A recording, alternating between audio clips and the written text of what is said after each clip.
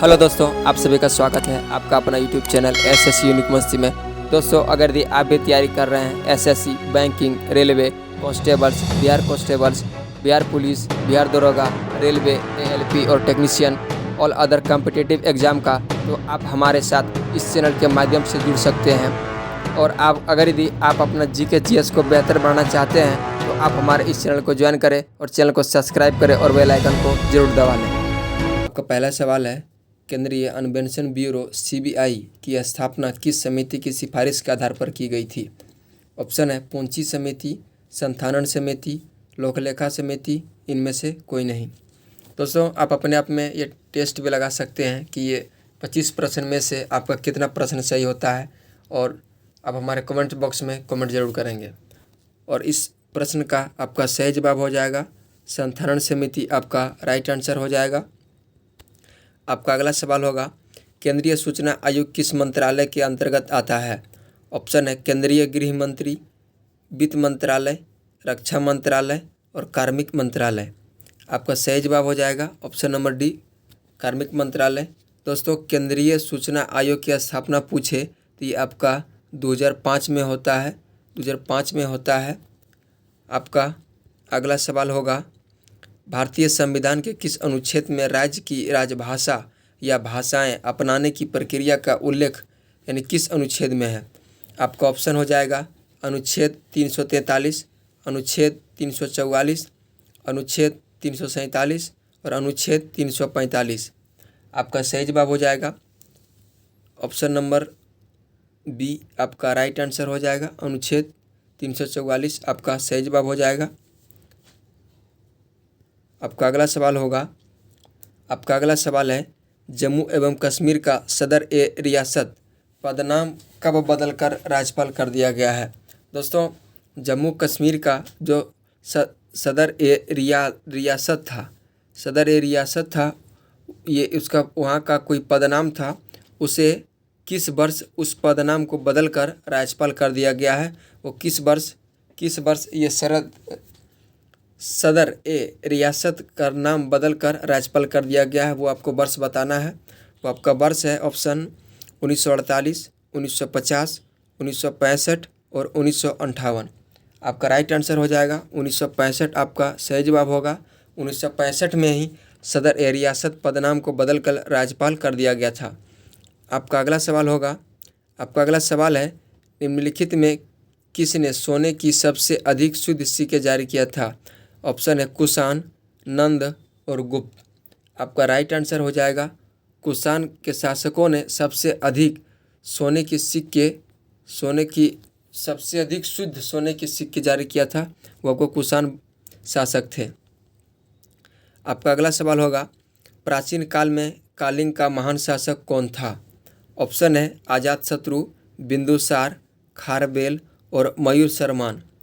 आपका सही जवाब हो जाएगा ऑप्शन नंबर सी, खारवेल, आपका राइट आंसर हो जाएगा, जो प्राचीन काल में कलिंग का महान शासक के नाम से जाने जाते थे। आपका अगला सवाल हो जाएगा, किस मुस्लिम शासक के सिक्कों पर देवी लक्ष्मी की आकृति बनी है? यानी वो आपको मुस्लिम शासक के नाम बताना है, इसमें उसके शासनकाल में सिक्कों पर देवी लक्ष्मी की आकृति बनी हुई थी। ऑप्शन है अकबर, अलाउद्दीन खिलजी, मोहम्मद गौरी, इनमें से कोई नहीं। आपका राइट आंसर हो जाएगा मोहम्मद गौरी, आपका राइट आंसर हो जाएगा। इसी के शासनकाल में सिक्कों पर देवी लक्ष्मी की आकृति बनी हुई थी।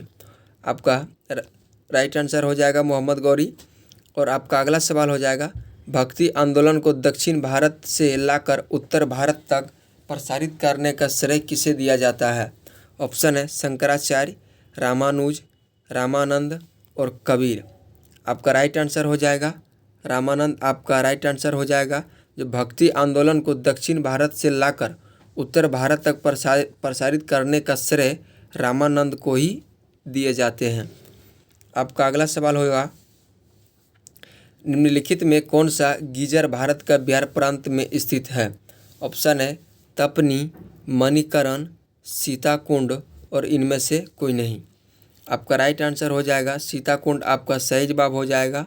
सीताकुंड आपका राइट आंसर होगा, जो गीजर गीजर भारत के प्रांत में स्थित है, वो सीताकुंड के नाम से जाने जाते हैं।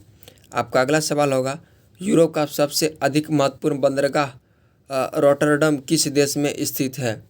ऑप्शन है जर्मनी, नीदरलैंड, फ्रांस और भारत।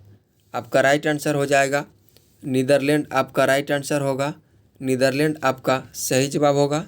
आपका अगला सवाल होगा, प्राचीन भारत सुपर महाद्वीप गोंडवाना लैंड का भाग था, इसमें वर्तमान समय का निम्न भाग शामिल था। ऑप्शन है दक्षिण अमेरिका, अफ्रीका, ऑस्ट्रेलिया और यह सभी।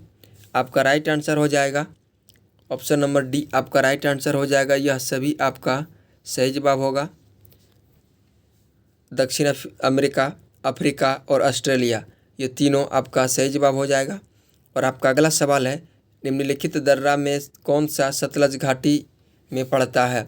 ऑप्शन है नाथुला, सिपकिला और सेबरा थागा। आपका राइट आंसर हो जाएगा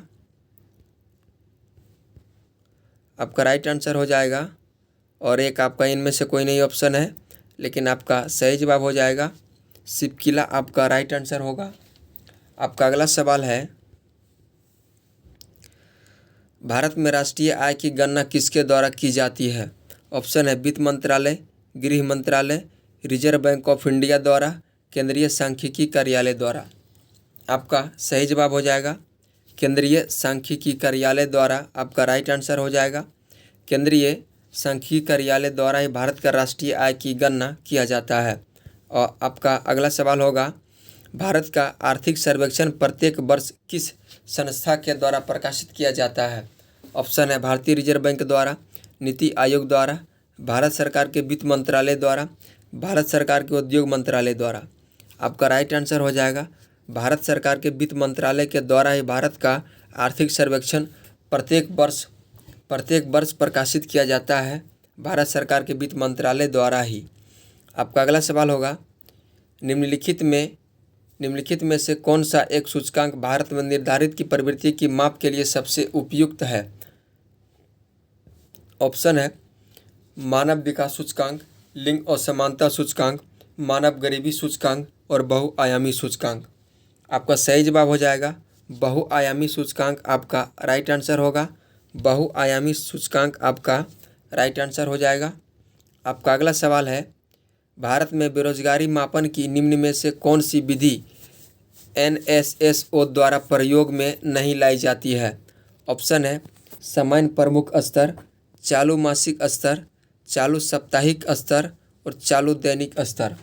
आपका सही जवाब हो जाएगा चालू मासिक स्तर, आपका राइट आंसर होगा। आपका अगला सवाल होगा, भारत सरकार ने देश के 14 बैंकों का राष्ट्रीयकरण किस वर्ष किया था?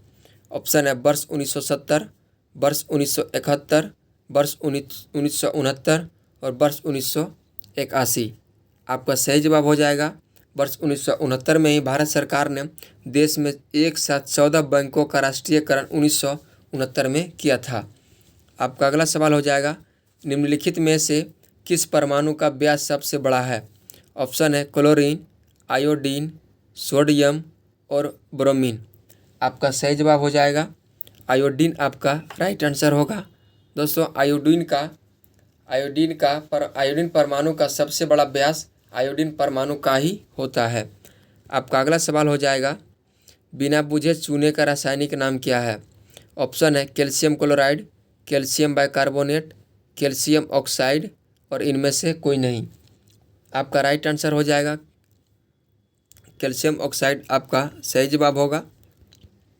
आपका अगला सवाल है, विद्युत प्रतिरोध को मापने वाले यंत्र को क्या कहा जाता है? ऑप्शन है ओडोमीटर, पैराशूट, ओम मीटर और पेरीस्कोप। आपका सही जवाब हो जाएगा ओम मीटर, आपका सही जवाब होगा। दोस्तों ओडोमीटर जो है आपका वाहन के पहिए के द्वारा तय की गई दूरी को ओडोमीटर के द्वारा मापा जाता है। आपका पैराशूट आपका है सही जवाब आपका हो जाएगा ऑप्शन नंबर सी। अब पैराशूट ओडोमीटर वाहन के पहियों के द्वारा तय की गई दूरी को मापा जाता है। पैराशूट में वायुयान को अपने को सुरक्षित करने के लिए पैराशूट का प्रयोग किया जाता है। और ओम मीटर, ओम मीटर आपका विद्युत प्रतिरोध को मापने वाले यंत्र को ओम मीटर कहते हैं। अब पेरियोस्कोप, पेरियोस्कोप है सूक्ष्म चीज़ को देखने के लिए हमें पेरियोस्कोप की ज़रूरत पड़ती है और हमें पेरियोस्कोप का प्रयोग करते हैं। आपका अगला सवाल हो जाएगा, किस द्रव का उसके क्वथनांक के पूर्व उसके बाद वाष्प में बदलने की प्रक्रिया को क्या कहते हैं? ऑप्शन है हिमीकरण, बाष्पीकरण, संघनन और इनमें से कोई नहीं। आपका सही जवाब हो जाएगा बाष्पीकरण, आपका राइट आंसर होगा। बाष्पीकरण आपका सही जवाब होगा, तो किसी द्रव को उसके क्वथनांक से पूर्व उसके बाद वाष्प में बदलने की प्रक्रिया को बाष्पीकरण प्रक्रिया कहते हैं। आपका अगला सवाल हो जाएगा, किस पादप में तना संचयन तथा चिरकालिकता का कार्य करता है? ऑप्शन है शकरकंद, प्याज, हल्दी और टमाटर। आपका राइट आंसर हो जाएगा हल्दी, आपका सही जवाब होगा। हल्दी जो है किसी पादप में तना संचयन तथा चिरकालिकता का प्रयोग हल्दी के कार्य से ही किया जाता है। आपका अगला सवाल आपका हो जाएगा, हाल ही में भारत और किस देश के साथ रियल टाइम सिस्टम लिंकिंग की लॉन्चिंग हुआ है? ऑप्शन है, ये आपको दो देशों के बीच हुआ है, ये आपको दो देशों का नाम बताना है, भारत और अगला जो देश है ये उसके साथ है, वो देश का नाम बताना है आपका ऑप्शन है भारत अफगानिस्तान, भारत और सिंगापुर, भारत और जापान, भारत और पाकिस्तान। आपका सही जवाब हो जाएगा भारत और सिंगापुर के बीच रियल टाइम सिस्टम लिंकिंग का लॉन्च किया गया है। इसका मतलब ये है, इसका मतलब भारत का यूपीआई और सिंगापुर का जो पेमेंट लिंकिंग होगा वो दोनों देश के बीच में मजबूती बनाने के लिए ये सिस्टम को लॉन्चिंग किया गया है। रियल टाइम सिस्टम लिंकिंग, ये दोनों का लिंक किया गया है और लॉन्च किया गया है इस वजह से, क्योंकि ये दोनों देश के बीच ये बिजनेस में अधिक मजबूती बनाने के लिए ये रियल टाइम सिस्टम लिंकिंग का लॉन्च किया गया है। आपका अगला सवाल हो जाएगा, आपका अगला सवाल है, महाराष्ट्र में दुनिया का सबसे बड़ा दिव्यांग पार्क अनुभूति समावेशी पार्क का आधारशिला किसके द्वारा किया गया है? ऑप्शन है राजनाथ सिंह, अमित शाह, नितिन गडकरी और गिरिराज सिंह। आपका राइट आंसर हो जाएगा नितिन गडकरी, आपका सही जवाब हो जाएगा। नितिन गडकरी आपका सही जवाब होगा। दोस्तों राजनाथ सिंह जो है ये आपका राजनाथ सिंह का नाम है, तो इसमें राजनाथ सिंह रक्षा मंत्रालय से संबंधित रखते हैं और अमित शाह जो आपका गृह मंत्रालय से संबंधित रखते हैं और नितिन गडकरी जो है हाल ही में महाराष्ट्र में दुनिया का सबसे बड़ा दिव्यांग पार्क अनुभूति समावेशी पार्क का आधारशिला नितिन गडकरी के द्वारा किया गया है। इस पार्क में आपको ये मिनी आपको स्वर्ग का घर कहा जा सकता है इस पार्क को, और दिव्यांग के द्वारा ही आप किसी भी चीज़ को सुगंधित ले सकते हैं और छू सकते हैं, इसमें किसी तरह का समस्या नहीं होगा। ये दिव्यांग के लिए बहुत ही नितिन गडकरी के द्वारा दिव्यांग के लिए बहुत ही अच्छा आधारशिला किया गया है। आपका अगला सवाल होगा, हाल ही में सशस्त्र सीमा बल द्वारा 59वां स्थापना दिवस मनाया गया है, इस सैन्य बल का स्थापना कब हुआ था? सशस्त्र सीमा बल यानी एसएसबी का जो 59वां स्थापना वर्ष मनाया गया है, वो आपको इस प्रश्न में पूछा जा रहा है कि सशस्त्र सीमा बल का स्थापना कब हुआ था, वो आपको बताना है कब हुआ है।